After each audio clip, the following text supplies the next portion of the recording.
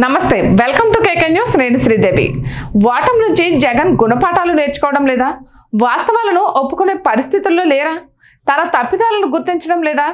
అందుకే ఈవీఎంలపై నెపం నెడుతున్నారా? ఇప్పటికే పార్టీ శ్రేణులను భ్రమంలో ముంచుతున్నారా? వచ్చే ఎన్నికల్లో చంద్రబాబుకు సింగిల్ డిజిట్ వస్తుందని చెప్పడం దేనికి సంకేతం? ఇప్పుడు ఏపీ పొలిటికల్ సర్కిల్లో ఇదే చర్చ నడుస్తోంది.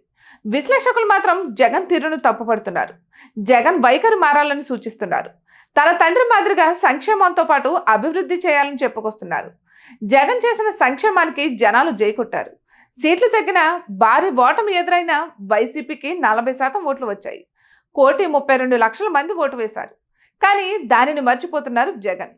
ఈ 5 ఏళ్ల తన పాలనలో విస్మరించిన అంశాలే తన వైఫల్యానికి కారణమని గుర్తించలేకపోతున్నారు. అసలు పార్టీపై పూర్తి స్థాయిలో పట్టు కోల్పోయారు. కేవలం ఎమ్మెల్యేలు, ఎమ్మెల్సీలపైనే అజమాయిషీ చేశారు. గ్రామ స్థాయి కేడర్ను గాలికి వదిలేశారు. అంతా వాలంటరీ వ్యవస్థపై ఆధారపడ్డారు. కనీసం వైసీపీ కేడర్ ప్రజాసేవలో పాలు పంచుకునే అవకాశం ఇవ్వలేదు. అందుకే ప్రజలు వైసీపీ కేడర్ను విశ్వసించలేదు. వాలంటరీ వ్యవస్థపై నమ్మకం పెట్టుకోలేదు. ఈ అంతులేని ఓటమికి కారణం అదే. ఇక వైఎస్ రాజశేఖర రెడ్డి సంక్షేమంతో పాటు అభివృద్ధికి ప్రాధాన్యం ఇచ్చేవారు.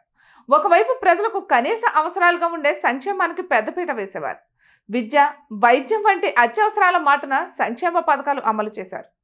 సొంత పార్టీ ఎమ్మెల్యేలు, ఎమ్మెల్సీలు, ఎంపీలు, నాయకులు కలిసేందుకు ఛాన్స్ ఇచ్చేవారు. ఏ చిన్న అవసరమైనా తనను నేరుగా సంప్రదించేందుకు వీలుగా ఏర్పాట్లు చేసేవారు.